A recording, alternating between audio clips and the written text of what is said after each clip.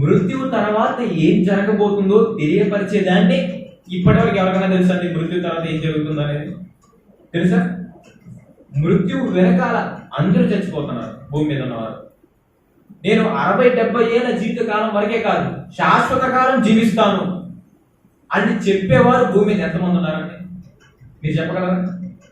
ఇక్కడ మీరు నేను చిరకాలం జీవిస్తానండి అని చేతులు ఎత్తగలరా? మీరు ఎత్తలేదు. ఎందుకు? ప్రతి ఒక్కరూ మరణించాల్సిందే. మరణించిన తర్వాత ఏమవుతుంది, మనిషికి ఏం జరగబోతుంది, అదే మిస్టరీ అండి నేటి ప్రపంచానికి. ఎవరికి తెలుసు చెప్పండి? ఎన్ని డిగ్రీలు ఉన్నాయి, ఎన్ని కళాశాలలు ఉన్నాయి, ఎన్ని పాఠశాలలు ఉన్నాయి, ఎన్ని విశ్వవిద్యాలయాలు ఉన్నాయి, ఎన్ని వేదాల పాఠశాలలు ఉన్నాయండి.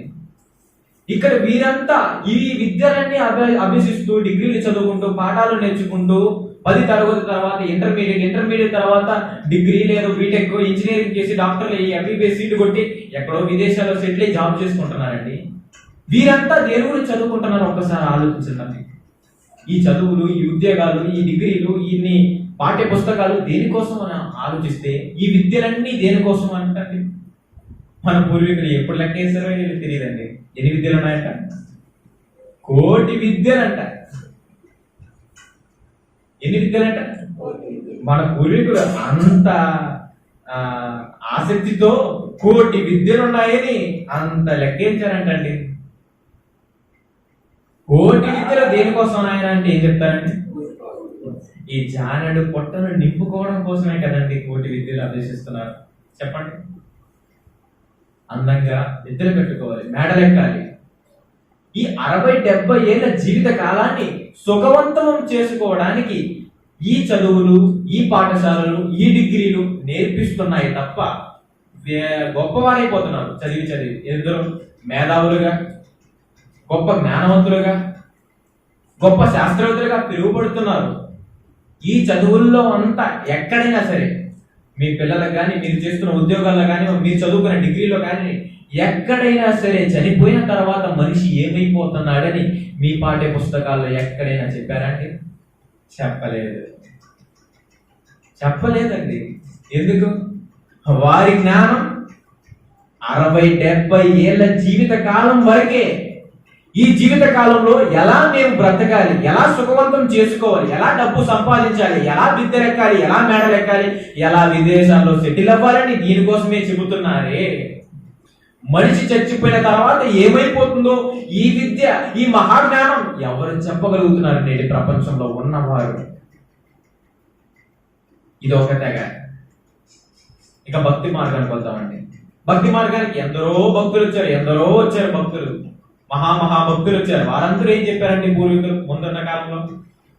యేసుని నమ్ముకోండమ్మా రోగాలు పోతాయి, యేసుని నమ్ముకోండమ్మా స్వస్థతలు జరుగుతాయి, యేసుని నమ్ముకోమ్మా నీ కోర్టులో కేసు గెలుచుకుంటావు, యేసుని నమ్ముకోమ్మా నువ్వు విదేశాల్లో సెటిల్ అవుతావు, యేసుని నమ్ముకోమ్మా నీ పిల్లలకు పెళ్లి అవుతుంది, యేసుని నమ్ముకోండమ్మా నీ భర్త మారుతాడు. యేసును నమ్ముకుంటే ఇవి జరుగుతున్నాయని బోధిస్తున్నారే. మొదటగా ఏం బోధించాలంటే వారికి? యేసును నమ్ముకోండమ్మా మీకు రక్షణ మార్గం దొరుకుతుంది, ఇది కదండి బోధించాలి. యేసు నమ్ముకుంటే కష్టాలు రావండి? ఏమన్నా రావన్నా? ఎక్కువ వస్తాయి. మరి ఈ విధంగా ఇలా భక్తి మార్గంకి వచ్చేసరికి ఈ విధంగా బోధిస్తున్నారు. వీరు కూడా ఏం చెప్తున్నారు? 60-70 ఏళ్ల జీవిత కాలములో మనిషి స్వస్థతలు జరగాలని, కోర్టులో కేసులు గెలుచుకోవాలని, ఆస్తులు సంపాదించుకోవాలని, నీ పిల్లలకు పెళ్లి అవ్వాలని, ఇదే 60-70 ఏళ్ల జీవితం కోసమే భక్తి మార్గంలో ఇవి కూడా ఇదే జీవితం కోసం చెప్తుంటే, చనిపోయిన తర్వాత నరుడు ఎక్కడికి వెళ్ళిపోతాడో ఆ నరుడు వెళ్ళాలంటే ఈ భూమి మీద మనమేం చేయాలో అని చెప్పేవారు ఎంతమంది ఉన్నారు ఆలోచించండి. ఎవరు చెప్పలేదండి. మేధావులుగా చలామణి అవుతున్నారు. వాళ్ళు కూడా దేని గురించి పరిశీలిస్తారు? భూమి మీద శాస్త్రవేత్తలు దేని గురించి పరిశీలిస్తారంటే ఆకాశంలో నక్షత్రాలు, సూర్యచంద్రుడు, భూమి మీద సముద్రాలు, జలాలు, వీటి గురించే కదండి పరిశోధన.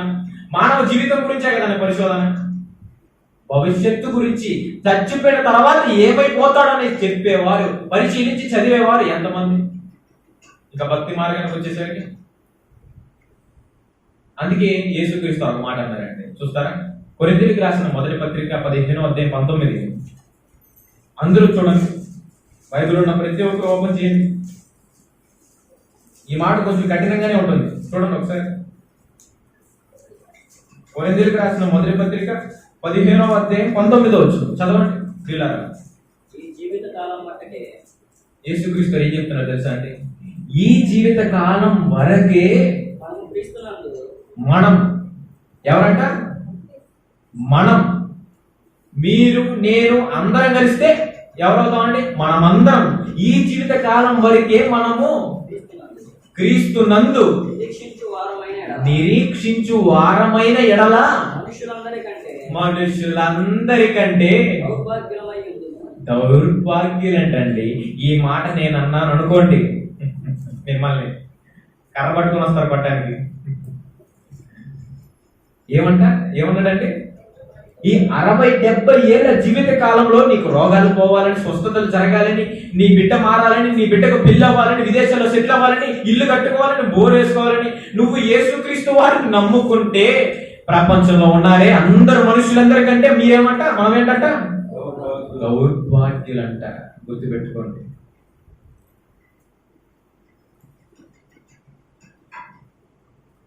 దేవుడు ఏంటండి ఇలా అంటున్నాడు అనుకుంటున్నారా? మరి ఎలా నమ్మాలి?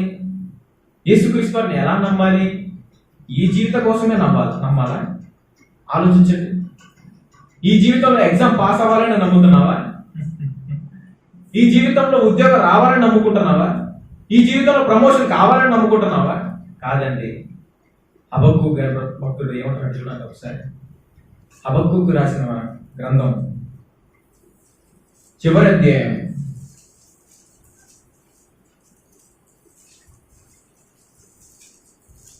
అధ్యాయం 17వ చూడండి ఏమంటున్నాను? అంజూరపు చెట్లు పూయకుండినను, ద్రాక్ష చెట్లు ఫలింపకపోయినను, ఒలివ చెట్లు కాపు లేక ఉండినను, చేనిలోని పైరు పంటకు రాకపోయినను, గొర్రెలు దొడ్డిలో లేకపోయినను, శాలలో పశువులు లేకపోయినను. ఎంత ఆస్తి గలవాడండి ఈయన హబక్కూకు గారు. ఒలివ చెట్లు ఉన్నాయంట, ద్రాక్ష చెట్లు ఉన్నాయంట, అంజూరపు చెట్లు ఉన్నాయంట, పశువులు ఉన్నాయంట, పంటలు ఉన్నాయంట. ఇన్ని కూడా ఇవన్నీ నాకు ఇవ్వకపోయినా, ఈ ఆస్తి అంతా రాకపోయినా, చివరికి ఒక మాట అంటాడు. ఏంటో తెలుసా? నేను యెహోవా యందు ఆనందించదను. అదండి మనం కలిగి ఉండాలి. అర్థమవుతుందా?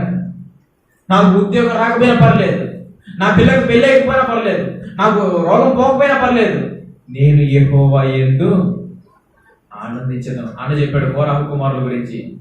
వాళ్ళు ఏమంటున్నారంట?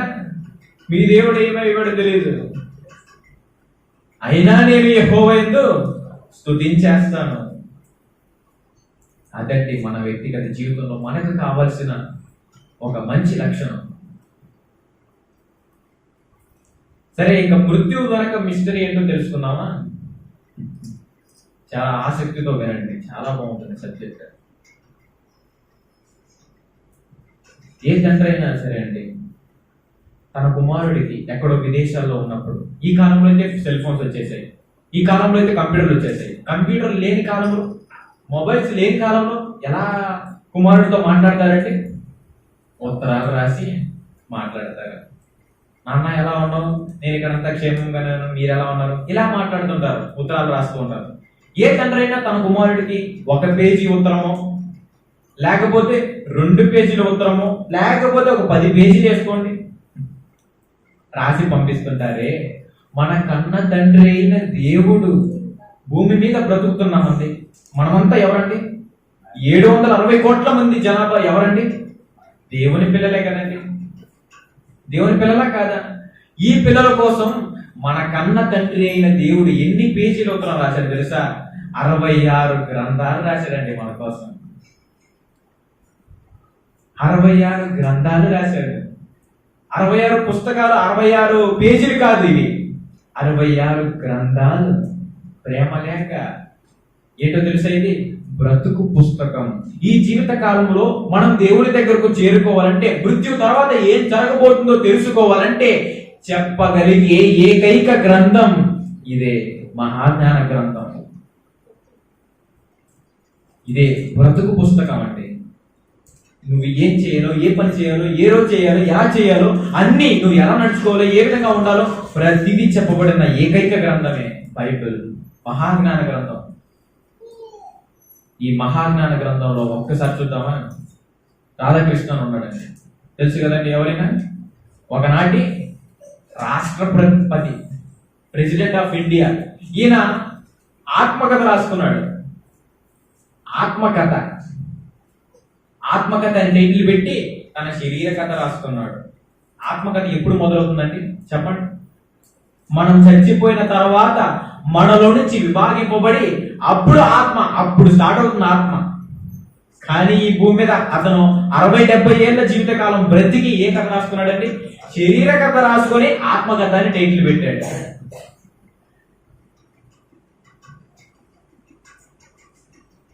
ఆత్మకథ అంటే ఏంటో చెప్తాను వినండి.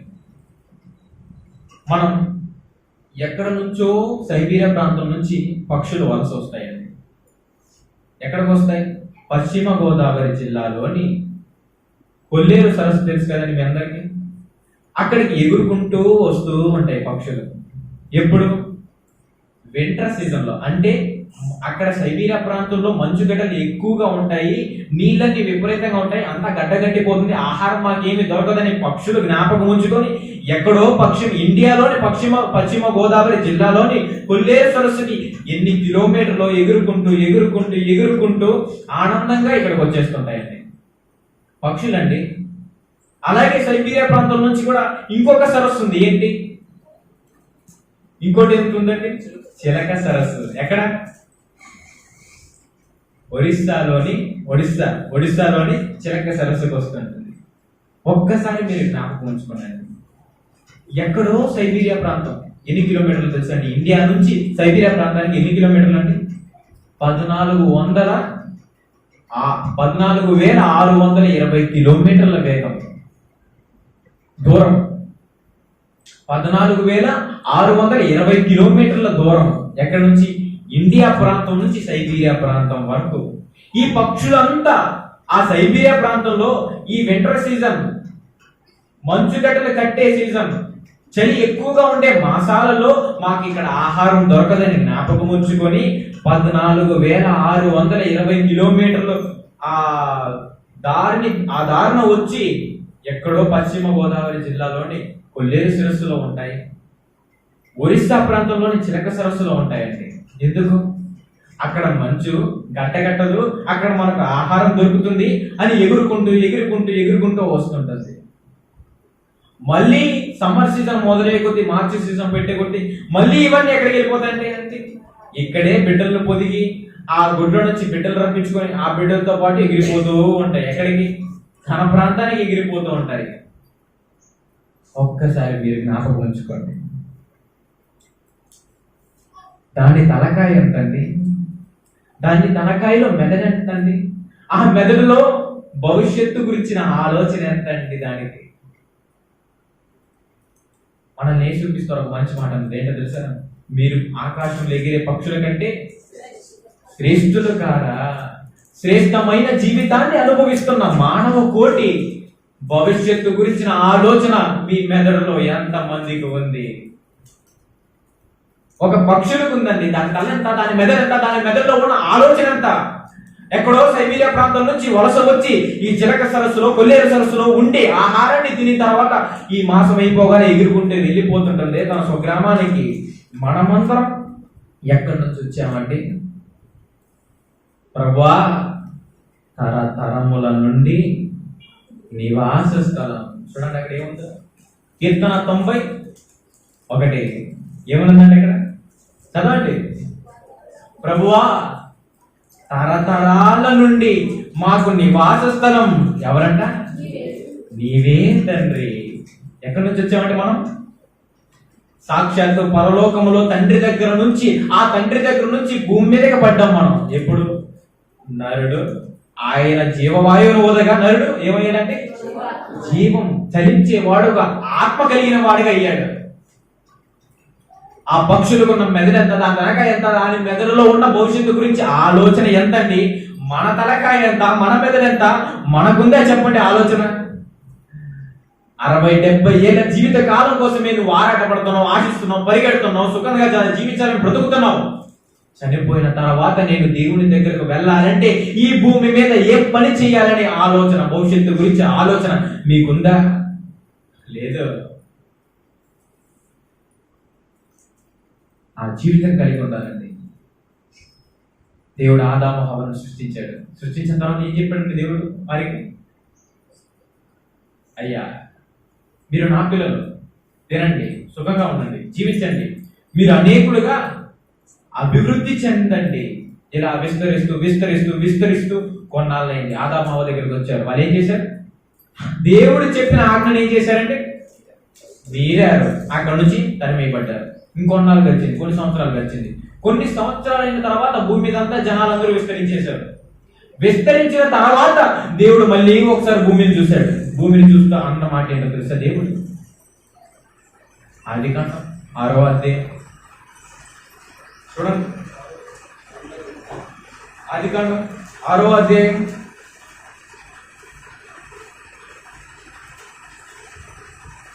5-6 వచనాలు చూడండి ఒకసారి.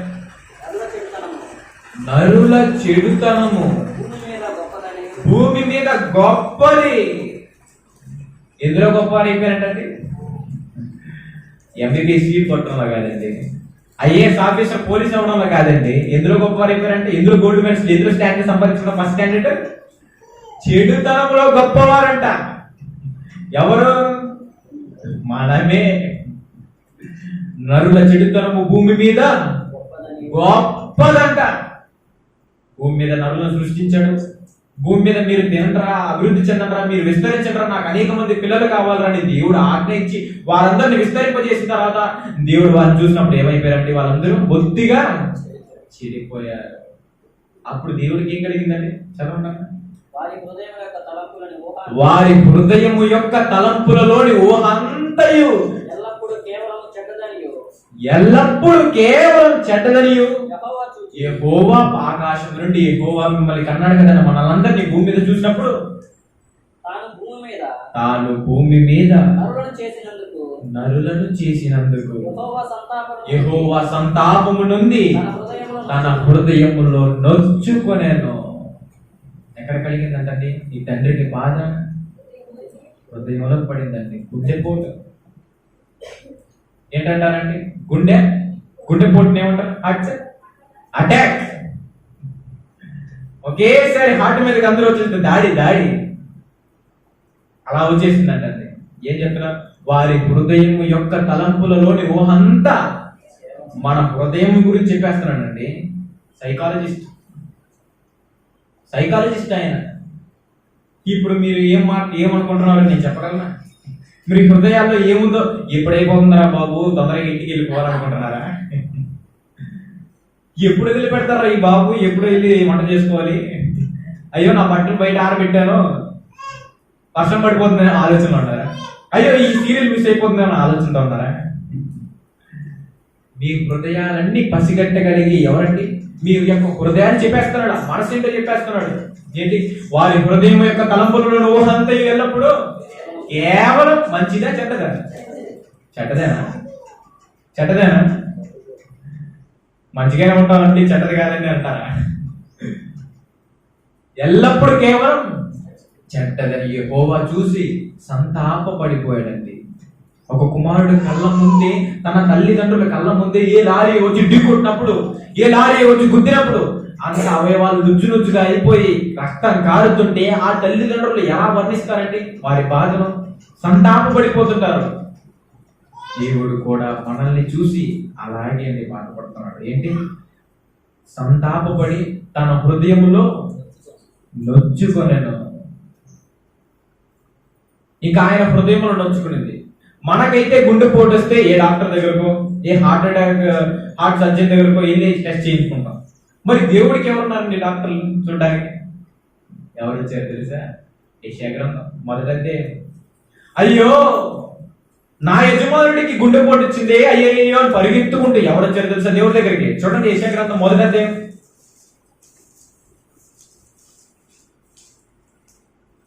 యెషయా గ్రంథం మొదటి అధ్యాయం 2వ వచనం. యెహోవా మాట్లాడుతున్నాడు, అయ్యయ్యో నా యజమానుడు గుండెపోటు వచ్చింది అని పరిగెత్తుకుంటూ ఒకరు వచ్చారు. మనం కుమారులే కదండి, దేవుడు కుమారులే కదా, మనం దేవుని బిడ్డలం కదా. ఆయనకు గుండెపోటు వస్తే మనం వెళ్ళకపోతే ఇంకెవరు వస్తారు? ఇంటిలో మీరు యజమానులు అనుకోండి, మీ పిల్లలు కానీ రాకపోతే ఎవరు వస్తారు? మీ ఇంట్లో పని చేసే వాళ్ళు వస్తారు. అయ్యో నా యజమాని గుండెపోటు వచ్చేసింది పరిగెత్తుకుంటూ వస్తారు. ఇప్పుడు దేవుడి దగ్గరికి ఎవరు వచ్చారండి? యెహోవా మాట్లాడుతున్నాడు, అయ్యో ఇంకా చచ్చిపోలేదు మాట్లాడుతున్నా అయ్యగారు. ఎవరు పరిగెత్తుకుంటారు వచ్చారు? యెహోవా మాట్లాడుతున్నాడు. తర్వాత ఆకాశమా ఆలకించు, భూమి చెవి ఎక్కు విను. ఏమంటారు తెలుసా దేవుడు? నేను పిల్లలను పెంచాను కదా, ఈ భూమి మీద పెట్టాను కదా, భూమి చెవి ఎక్కు విను అంటున్నాడు. ఎవరికి? భూమికి. ఆకాశమా నువ్వు పైన ఉంటావు కదా, నా పిల్లలందరినీ చూస్తుంటావు కదా, భూమి నువ్వు కిందనే ఉంటావు కదా, నా పిల్లలందరినీ మోస్తూ ఉంటావు కదా, వాళ్ళు నడుస్తూ ఉంటారు కదా. చూడు నేను పిల్లల్ని పెంచాను, నీకు తెలుసు కదా. ఆకాశమా నీకు తెలుసు కదా, భూమి నీకు తెలుసు కదా. వారు నా మీద తిరుగుబాటు చేశారండి, గుండెపోటు తెప్పించారు. ఎవరు పరిగెత్తుకుంటూ వచ్చారంటే ఇప్పుడు? ఆకాశము, ఇంకెవరు? భూమి. దాని తర్వాత ఏం జరిగిందండి? యోబు గ్రంథం 20వ అధ్యాయం 27.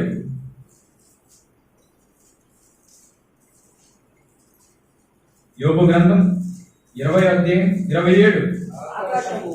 ఆకాశము వారి దోషమును బయలుపరచెను, భూమి వారి మీదికి లేచును.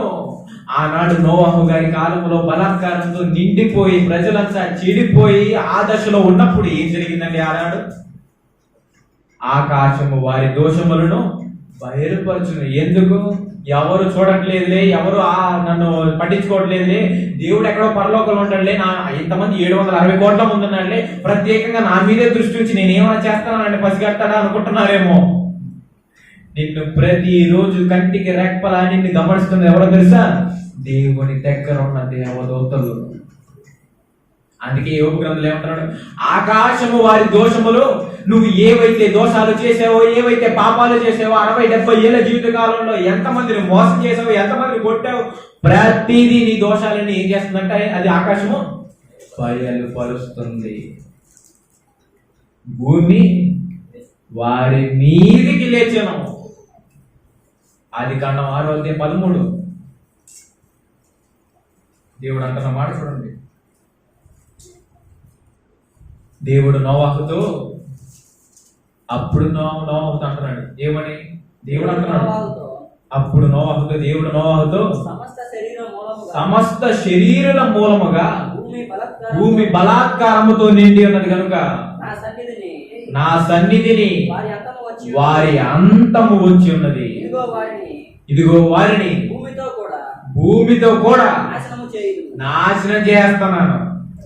ఏం చేశాడండి ఆ కాలంలో? ఎవరైతే దేవుని కోసం బ్రతకకుండా తమ జీవితం కోసం బ్రతుక్కుంటూ చెడుతనంలో బ్రతికి పండిస్తున్నారో వారి మీదకంటే ఏం లేచింది? భూమి వారి మీదకి లేచను. లేపేశాడండి అన్నాడు, చంపేశాడు దేవుడు. ఎందుకు? మనం కూడా మన పిల్లల్ని ఏం చేస్తుంటామంటే, ఒక ట్రైన్లో ఒక తిరుపతి నుంచి ఒక కర్నూలు ఒక కడపను వెళ్ళేటప్పుడు మార్గ మధ్యలో ట్రైన్లో వెళ్తుంటాం కదా. ఆ ట్రైన్లో చాలా మంది వస్తూ ఉంటారు, ఏవేవో తెస్తుంటారు, సమోసాలని ఏవేవో స్నాక్స్ అన్ని తెస్తుంటారు. మన పిల్లలు ప్రతి కనపడినమ్మా నాకు అది కావాలి, ఇది కావాలి, ఇది కావాలి, అది కావాలని ఓడి విసిగించేస్తుంటే మనం ఏం చేస్తామంటే, అరే గమ్మునుంటరా, సైలెంట్గా ఉంటారా అంటాం. ఇంకా మనకు ఓపిక అంతా నశించిపోతుంది, పేషెన్స్ అంతా కోల్పోతాం. ఇంకేం చేస్తామండి? 4 లెంపకాయలు పెడతాం. అప్పుడు ఏం చేస్తున్నాడు? మూలపై కూర్చొని ఏడుస్తుంటూ ఉంటారు.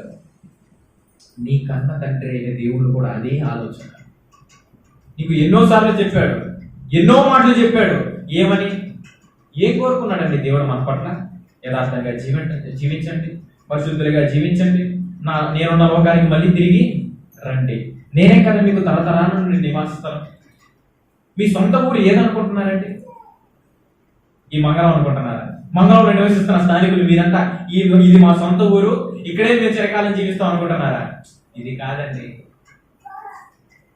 ఈ గూఢమయ ఈ నివాసము మనకి శిథిలిపోయినా చేతి పని కాక దేవుని చేత కట్టబడిన నివాస స్థలం మనకు ఉన్నది. ఎక్కడ? మన పౌరస్థితి ఎక్కడ ఉందండి? పరలోకం. అదండి మన సొంత ఊరు.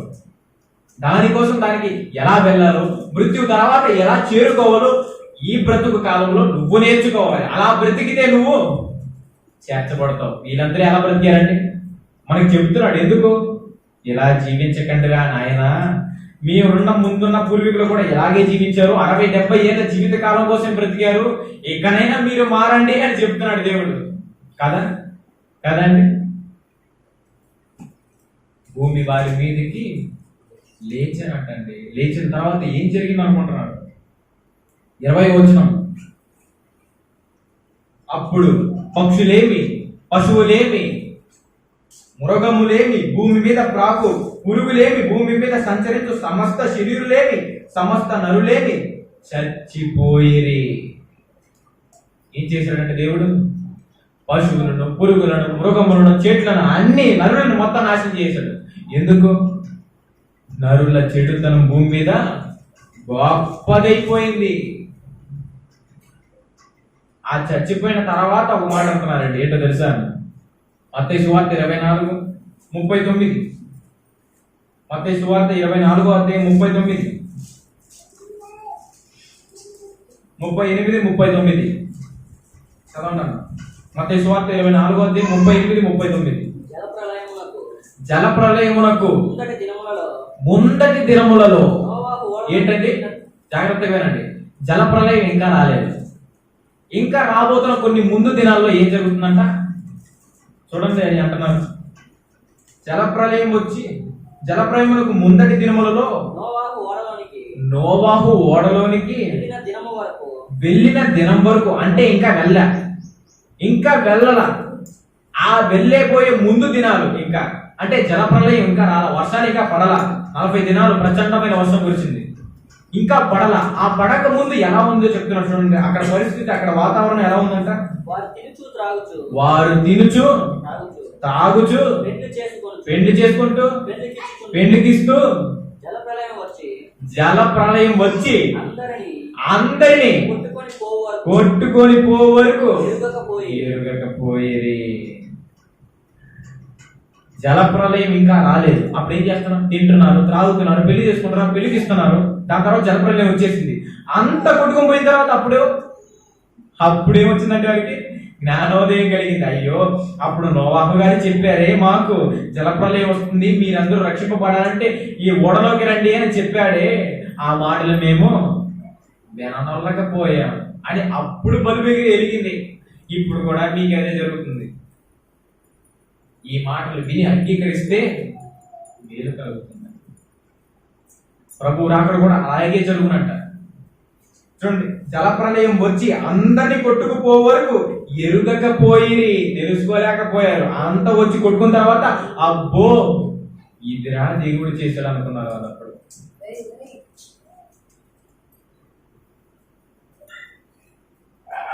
దీని తర్వాత చనిపోయిన తర్వాత ఎక్కడికి వెళ్తారండి? మనకి ఎక్కడుందండి బైబిల్ గ్రంథంలో? చనిపోయిన తర్వాత నరుడు ఏమైపోతాడో, ఎక్కడికి వెళ్ళిపోతాడో ఎలా చెప్పాడు దేవుడు? లాజరు ధనవంతుడు రూపంలో చెప్పాడు. నేను బ్రతుకుతూ మీరు ఎన్నో డబ్బులు పోగేసి చదువుకుంటున్నారు. ఏ పాఠశాలలో అయినా చెప్తున్నారా? ఏ విశ్వవిద్యాలయాల్లో అయినా చెప్తున్నారా? నరుడు చనిపోయిన తర్వాత ఏమైపోతాడో, ఎక్కడికి వెళ్ళిపోతాడని ఎవరండి చెబుతున్నారు? చెప్పగలిగే ఒకే ఒక విద్య ఈ మహాజ్ఞాన విద్య అండి. అక్కడికి చేరుకోవాలంటే అక్కడున్న పీనల్ కోడ్ చెప్తున్నాడు. ఎవరు తెలుసా? అబ్రహాం గారు. ఏంటి ఆ పీనల్ కోడ్? లూకా సువార్త 16.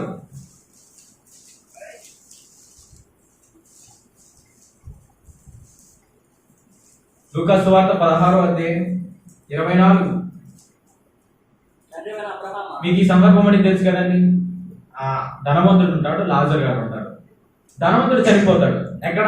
అక్కడే పాతి పెట్టబడతాడు. తర్వాత లాజర్ గారు చనిపోతాడు. వీళ్ళిద్దరూ ఎక్కడికి వెళ్తారు చనిపోయిన తర్వాత? పాతాళ లోకానికి వెళ్ళిపోతారు. పాతాళ లోకానికి వెళ్ళిన తర్వాత ధనవంతుడేమో వేదనకరమైన స్థలంలో ఉంటాడు, లాజరేమో నెమ్మది పొందే స్థలంలో ఉంటాడు. అక్కడ చేరిన తర్వాత ధనవంతుడు లాజరును అడుగుతాడు, తండ్రి అబ్రహామా, నా యందు కనికరపడి తన వ్రేలి కొనను, ఎవరు వ్రేలి కొనంట? లాజరు యొక్క వ్రేలి కొనను నీళ్లలో ముంచి నా నాలుకను చల్లార్చుటకు లాజరును పంపయ్యా అంటున్నాడు. ఎక్కడి నుంచి ఎక్కడికి? నెమ్మది పొందే స్థలం నుంచి వేదనకరమైన స్థలానికి ఒక్కసారి పంపయ్యా, నేను ఇంత యాతన పడిపోతే. ఎప్పుడు అతనికి గుర్తొచ్చింది? జీవిత కాలంలో అంతా సుఖంగా బ్రతికేసి ఆస్తులు సంపాదించుకుని అంతా కూడబెట్టుకున్న తర్వాత ఎప్పుడు ఎరిగింది ఆయనకి బలుపు? చనిపోయి నరకానికి వెళ్ళిపోయిన తర్వాత, నరకానిలో వేదనకరమైన స్థలంలో ఉన్నప్పుడు అప్పుడు అనుకుంటున్నాడు పాపం. జలప్రలయం వచ్చి అందరినీ కొట్టుకుపో వరకు వారు ఎరుగకపోయి కొట్టుకొని పోయిన తర్వాత నాశనానికి నరకం దిగిపోయిన తర్వాత అప్పుడు జ్ఞానోదయం కలిగింది వాళ్ళకి. అప్పుడు అబ్రహాము గారు ఒక మాట అంటారు, 25వ వచనం. అందుకు అబ్రహాము, కుమారుడా, నువ్వు ఇక్కడికి రావడానికి వేదనకరమైన స్థలానికి చేరుకోవడానికి గల కారణాలు ఏంటో తెలుసా? చిటికన్నా అంటున్నాడు అబ్రహాం గారు. ఎవరితో? ధనవంతుడితో. నాన్న, నువ్వు ఇక్కడికి రావడానికి గల కారణం ఏంటో తెలుసా కుమారుడా? నీ జీవిత కాలం అంతా నీకిష్టమైనట్టు సుఖం అనుభవించావు. ఏం ప్రయోజనం? నీ జీవిత కాలం వరకు ఏమనుభవించావంట? సుఖం అనుభవించావు. అందుకే నువ్వు చచ్చాక ఇక్కడికి వచ్చావు. నువ్వు నీ జీవిత కాలం అంతా నాకు ఇష్టమైనట్టు, దేవుడు అంటున్నాడు, నాకు ఇష్టమైనట్టు కష్టం అనుభవించలేదే, సువార్తల్లో పాల్గొనలేదే, సంఘంలో పనుంటే చెయ్యలేదే, సంఘం అయిపోగానే ఎక్కడ మా పెద్ద పాస్టర్ గారు అడుగుతారేమో అనేసి చెప్పబేయకుండా పరిగెత్తేసుకుంటూ వెళ్ళిపోతున్నావే. ఆలోచించకుండా ఒక్కసారి జ్ఞాపకం ఉంచుకోండి. నీ జీవిత కాలం వరకు నీకు ఇష్టమైనట్టు ఏమనుభవించావంట? సుఖం అనుభవించావు. దేవుడు ఎప్పుడు తన పనుల మీద ఉండమని చెప్పాడండి? నువ్వు నా పనుల మీద ఉండాలని దేవుడు నీకు ఎప్పుడు చెప్పాడు తెలుసా? వచనం ప్రసంగి గ్రంథం 12వ అధ్యాయం.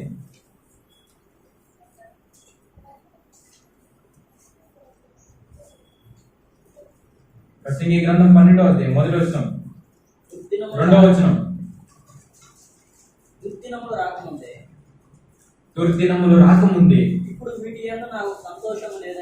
దుర్దినములు రాకముందే ఇప్పుడు వీటి యందు దుర్దినాలు వస్తాయి, చచ్చిపోతారు, నరకానికి వెళ్ళిపోతారు.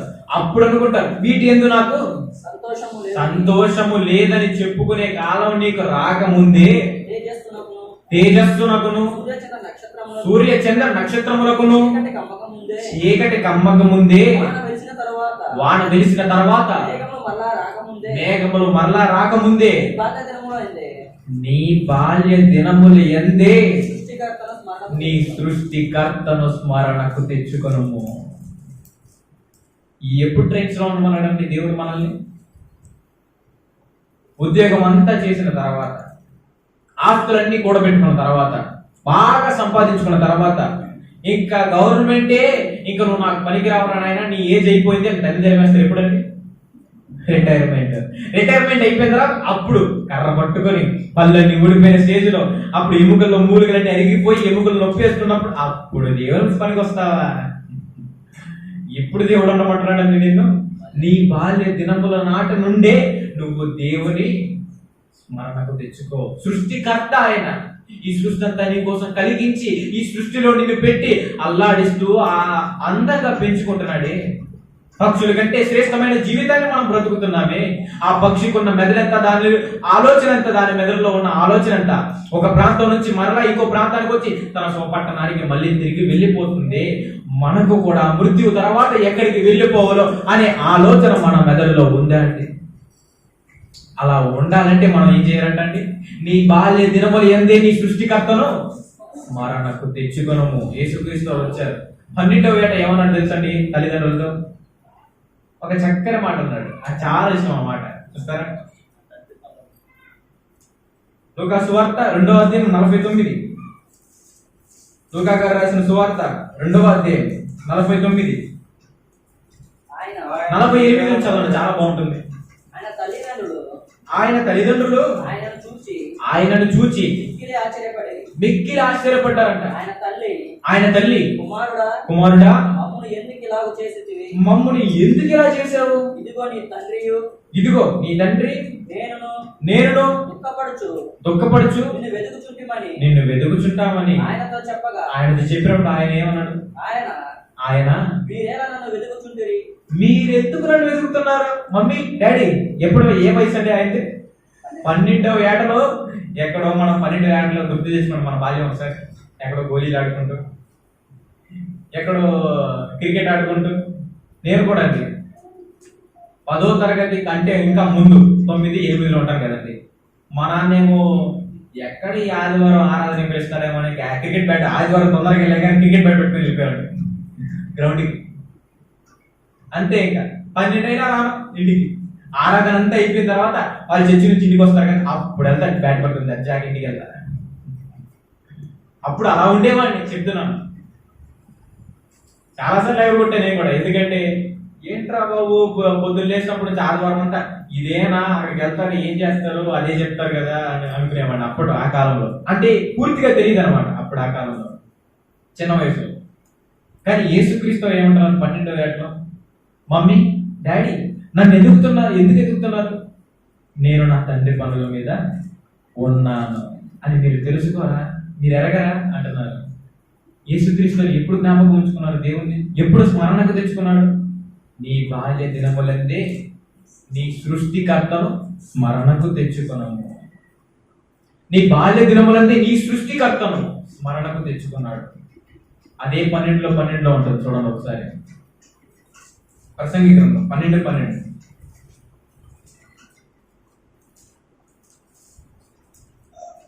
ప్రసంగి గ్రంథం 12వ అధ్యాయం 12వ వచనం. ఇదియుగాక నా కుమారుడా హితోపదేశము వినుము. పుస్తకములు అధికముగా రచించబడతాయి, దానికి అంతం లేదు. నేడు ప్రపంచంలో ఎన్ని పుస్తకాలు ఉన్నాయండి?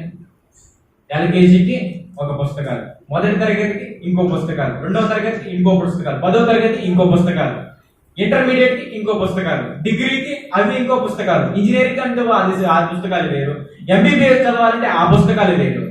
పుస్తకములు అధికముగా రచింపబడతాయి, దానికి అంతము లేదు. దానికి కింద ఒక మాట ఉంది, ఏంటో తెలుసా? అధికముగా విద్యాభ్యాసము చేయుట దేహమునకు ఆయాసకరం. అధికముగా విద్యాభ్యాసం చేయడం వలన దేహానికి ఆయాసకరం. మరి ఈ దేహములో ఉన్న ఆత్మ కోసం ఏ పుస్తకం చదవాలి? దేహం కోసం, నీ దేహాన్ని పోషించుకోవడం కోసం, కడుపు నింపుకోవడం కోసం కోటి విద్యలను అభ్యసిస్తున్నారే.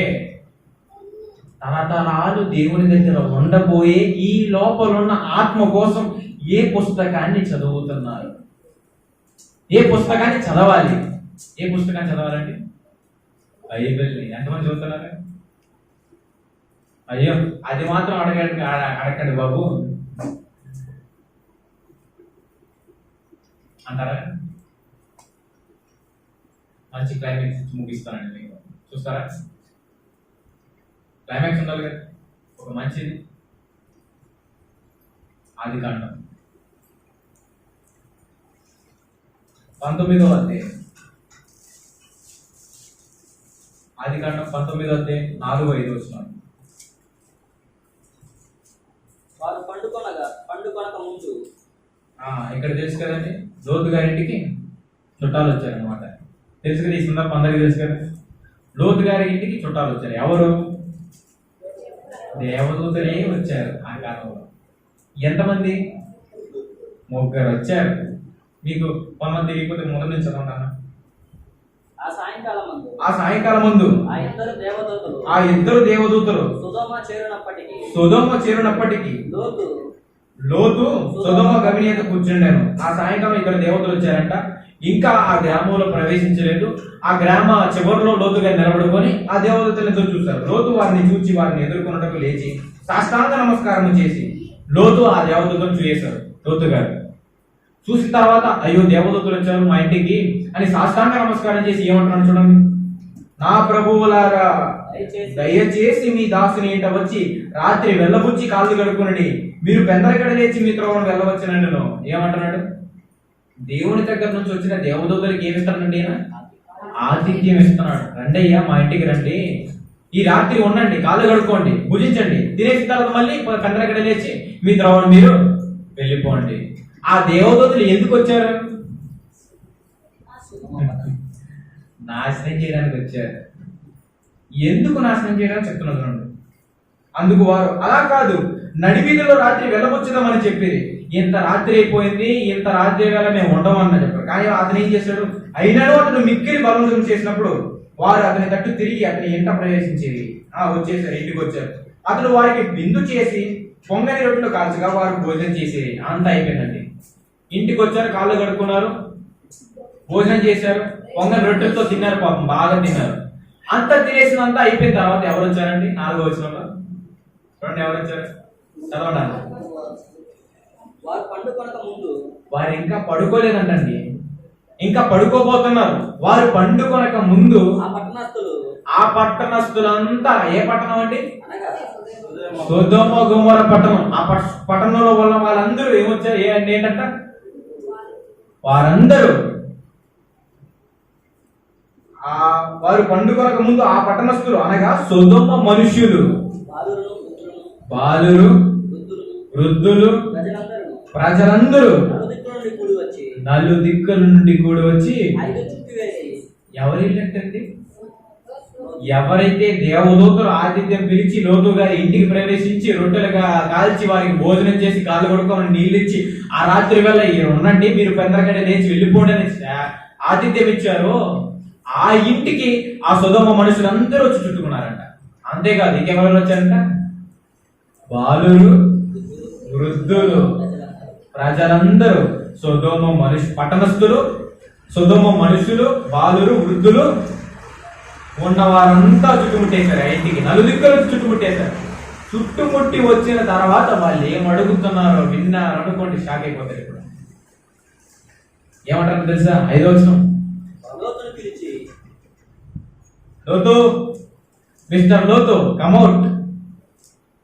లోతుని పిలిచి, లోతు బయటికి రా, బయటికి రా అయ్యా, లోతు బయటికి రా అని పిలిచి తర్వాత ఏమంటున్నారంటే, ఈ రాత్రి నీ యొద్దకు వచ్చిన మనుషులు ఎక్కడ? మేము వారిని కూడినట్లు మా యొద్దకు వారిని వెలుపలికి తీసుకొని రమ్మని అతనితో చెప్పాను.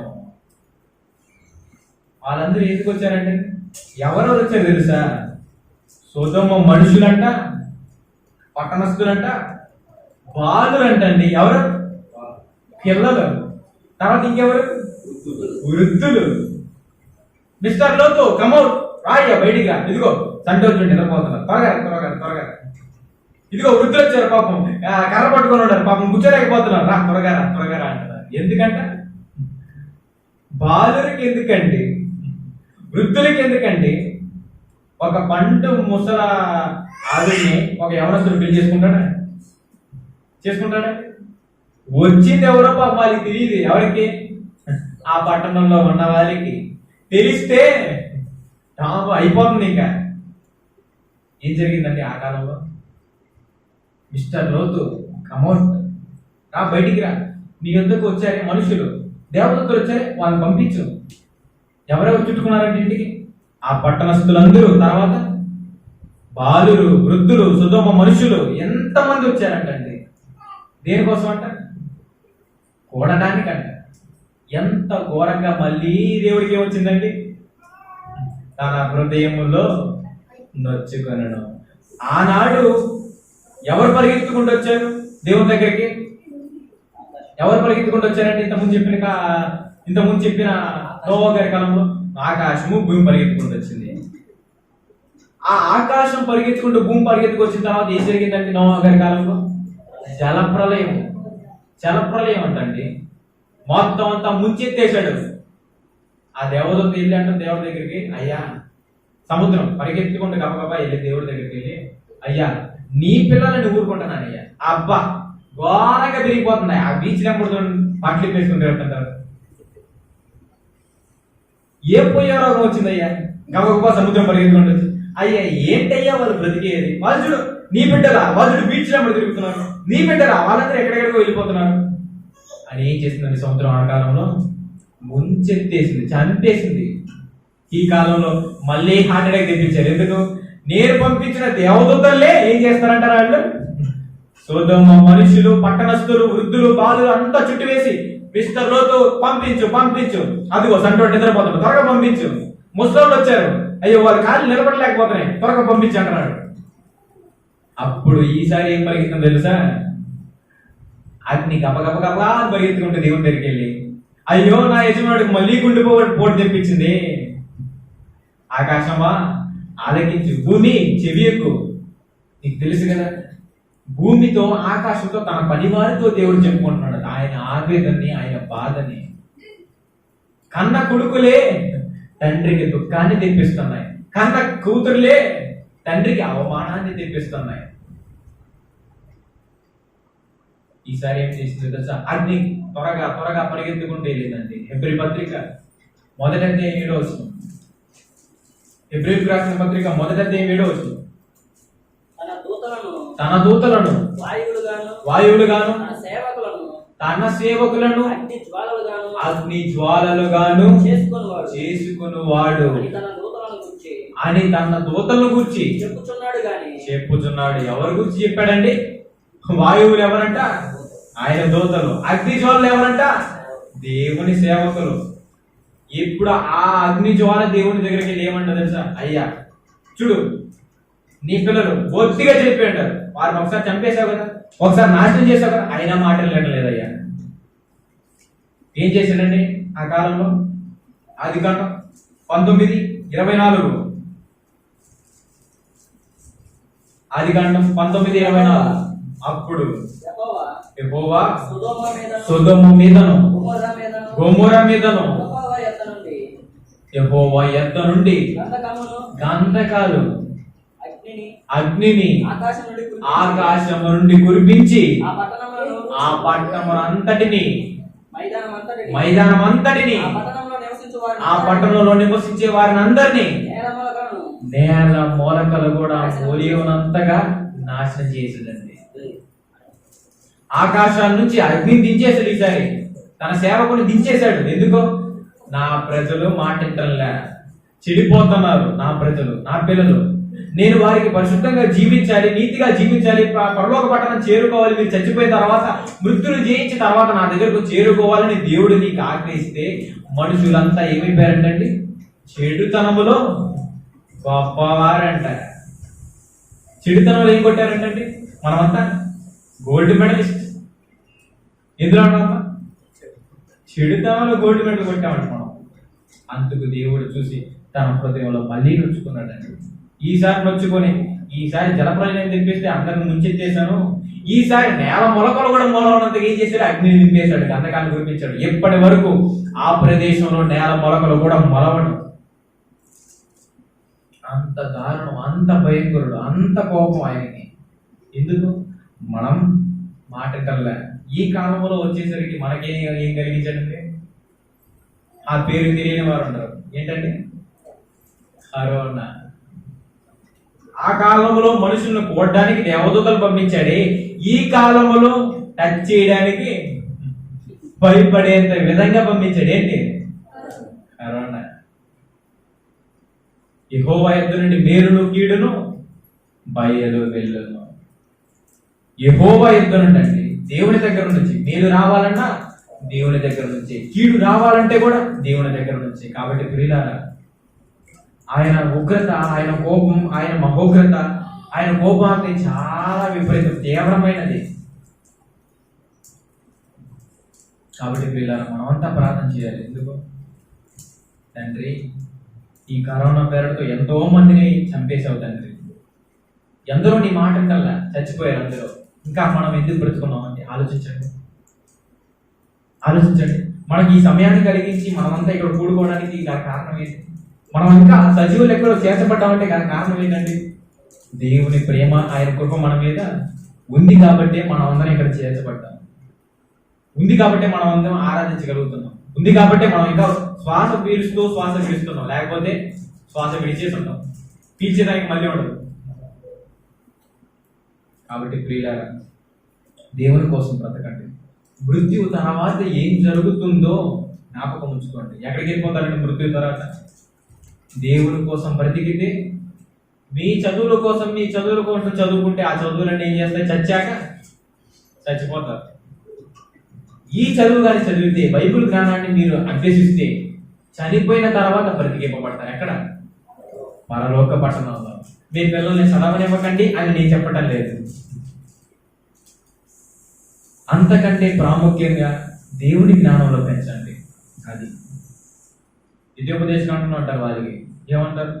తల్లిదండ్రులారా, మీ పిల్లలకి కూర్చునేటప్పుడు, పడుకున్నప్పుడు, లేస్తున్నప్పుడు, త్రోవను వెళ్ళేటప్పుడు ఇవే బోధించండి. ఎందుకు? ఒక్కసారి వీటిలో పెంచిన తర్వాత నరుడు పెద్దవాడిపోయిన తర్వాత వాటి నుంచి తొలగిపోడు.